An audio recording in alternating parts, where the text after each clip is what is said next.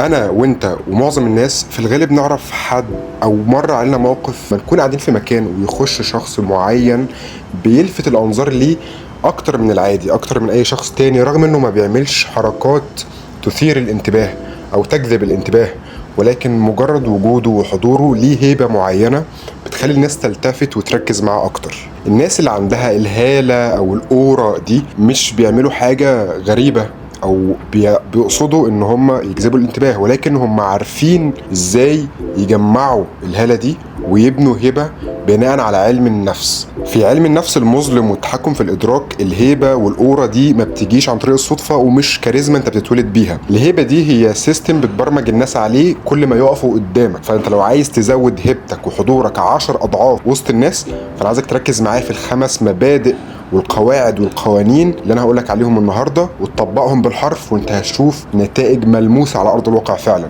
انا بكلمك من واقع تجربه. القاعده الاولى هي انك تقلل ظهورك فتزيد قيمتك. بص، عايزك تاخدها قاعده ذهبيه كده في علم النفس، هي ان اي شيء متاح طول الوقت بيفقد قيمته تلقائيا بمرور الوقت. الشخص اللي بيرد على الرسائل في ثانية، اللي متاح طول الوقت لأي خروجة أو أي ميعاد أو أي مساعدة من أصدقائه أو من معارفه أو من قرايبه، اللي بيقعد في كل قعدة يتكلم مع أي حد عن أي حاجة، فده شخص بيحرق الأورا والقيمة بتاعته بنفسه. الناس بتبدأ تعاملك كحاجة مضمونة، والحاجة المضمونة دي محدش بيهابها أو بيعمل لها حساب.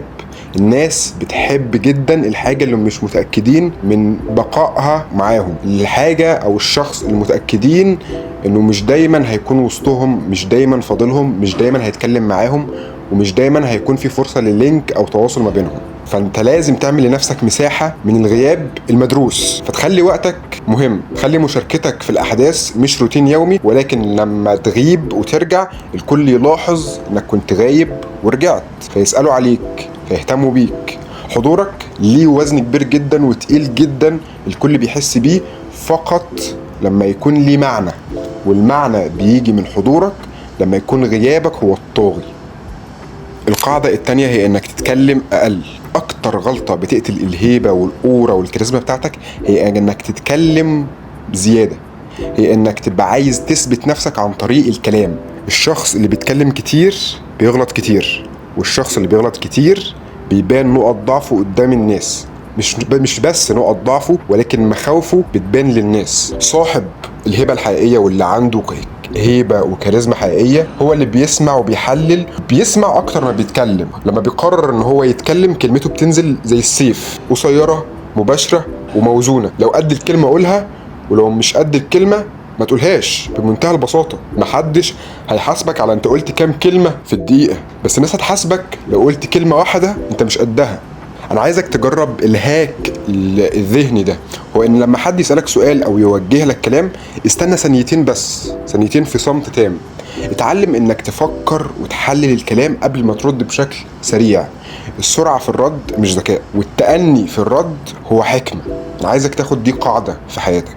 الثانيتين اللي انت هتاخدهم دول علشان تفكر وترد بيخلوا الطرف التاني يتوتر ويستنى كلامك بتركيز اكتر، وهنا انت بتستلم منه زمام المحادثة، فالسيطرة بتكون في الحوار ليك مش للآخر.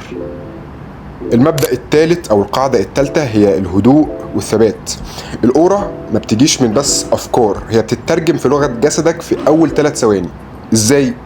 الشخص المتوتر او فاقد الثقة بتلاقيه دايما بيتحرك كتير، بيهز رجله، بيلعب في ايده، بيقضقض في ضوافره، عينه بتهرب في كل اتجاه، خطواته بتكون سريعة كأنه بهربان او عايز يهرب من حاجة معينة. الهيبة ليها وزن فيزيائي، لو درست او قرأت في لغة الجسد هتتأكد من قد ايه الحركات بتاعت جسمك بتدي إيحاء. مش لازم الإيحاء ده يكون واضح ومباشر، ممكن الإيحاء اللي انت بتديه ده للشخص اللي قدامك يخليه بياخد منك احساس معين بدون ما انت تنطق ولا كلمة، لمجرد ان قعدتك او طريقة حركة جسمك بتدي الايحاء ده. فانا عايزك دايما تفرد ظهرك، تخلي كتافك مرتاحة ومفتوحة، صدرك مفتوح، حركاتك بطيئة ومحسوبة.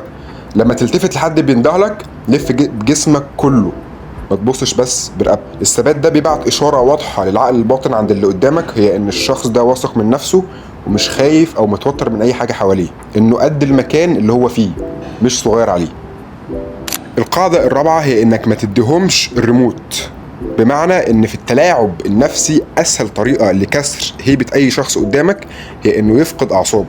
اول ما تنفعل وتزعق وتبرر وتتوتر، انت بشكل مباشر بتدي الريموت كنترول بتاع مشاعرك للطرف التاني. قوتك بتظهر في عز الاستفزاز. لو حد حاول يحرجك او يقلل منك، فانا عايزك تفضل دايما هادي. ابتسامة خفيفة وسكوت ورد بجملة واحدة هادية وباردة بتقفل أي موضوع وبتزود هيبتك بزيادة. البرود مش يعتبر ضعف، ولكنه أكتر رد فعل ممكن يشوف اللي قدامك إنه يثبت له قد إيه إن الألعاب اللي هو بيحاول يعملها دي ما تهزش شعرة واحدة منك. المبدأ الخامس هو خليك في الظل، ما تبانش، خليك غامض. مش عايزك تكون كتاب مفتوح لكل الناس. مش لازم الناس كلها تعرف ايه الخطط بتاعتك، ايه اهدافك، ايه مشاكلك، فلوسك قد ايه، بتقبض قد ايه، بتشتغل ايه بالظبط. البشر بطبيعتهم بيهابوا الشيء المجهول او الشيء الغامض، وبيحترموا اللغز في اي شيء. بيحترموا اللغز اللي مش قادرين يفكوا رموزه بسهولة. فخلي عندك دايما زوايا غير متوقعة في شخصيتك. خليك الشخص اللي الناس تفضل تفكر هو بيفكر في ايه دلوقتي، طب ايه يا ترى خطوته اللي جاية. الغموض المدروس بيخلي هالتك والأورا بتاعتك تكبر وبتزيد، لأن الناس بتبدأ تملى الفراغات اللي في خيالهم بقوة وهيبة عنك. في النهاية الأورا فارمنج، الهيبة، الكاريزما، كل دي مش حركات بتعملها يومين وخلاص، مش قناع بتلبسه أو مش تظاهر بشيء معين، ولكنها طريقة تعاملك مع نفسك قبل تعاملك مع الآخرين. لازم تتعلم إنك تحترم قيمتك، تحفظ لسانك، تتحكم في ردود أفعالك، وتشوف إزاي الكل هيقف يحسب لك 1000 حساب. قولي في التعليقات ايه اكتر مبدأ او قاعدة من الخمسة اللي انا شرحتهم دول حاسس انك محتاج تبدأ تظبطه من النهاردة. لو عجبك الفيديو ده فما تنساش تعمل لايك للفيديو وتشاركه مع حد ممكن يكون مهتم بالموضوع ده ويفيده. واستنى الفيديوهات اللي جاية اللي هتفيدك على المستوى العقلي والذهني، في علم النفس، في اللايف هاكس، في ازاي تطور من نفسك وازاي تكون فعلا نسخة افضل من نفسك النهاردة. شكرا ليك واشوفك الفيديو الجاي.